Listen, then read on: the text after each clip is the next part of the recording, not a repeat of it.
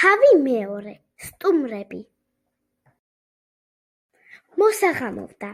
ალექსანდრე და ალექსანდრა მოუთმენლად ელოდნენ სტუმრებს.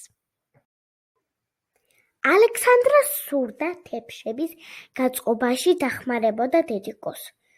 ბებომ კი უთხრა: ერთ ადგილას მოისვენე, დედა სუფრის გაწყობაში ხელს ნუ შეუშლი.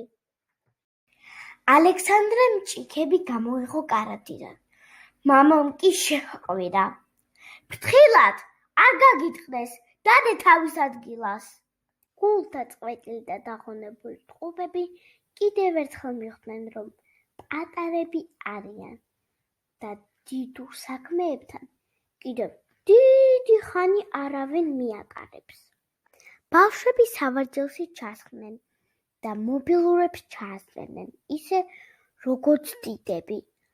ამ სამყაროში ისინი მართლაც დიდები არიან. მშობლებზე უკეთესად გამოსდით ბევრი თამაში. მათზე უფრო გამძლეები არიან. მათზე დიდხანს შეუძლიათ ტელეფონთან მეგობრობა.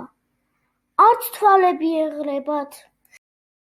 რამდენიმე წუთში კარებზე ზარის ხმა გაისმა. პირველი სტუმარი მოვიდა. როგორ მოგეწონათ მშობლების აკრძალვები? მითხარით, რა ჯობდა, მიეღოთ ტყუპების დახმარება. თუნდაც ერთი ჭიქა თეფში გაეტეხათ.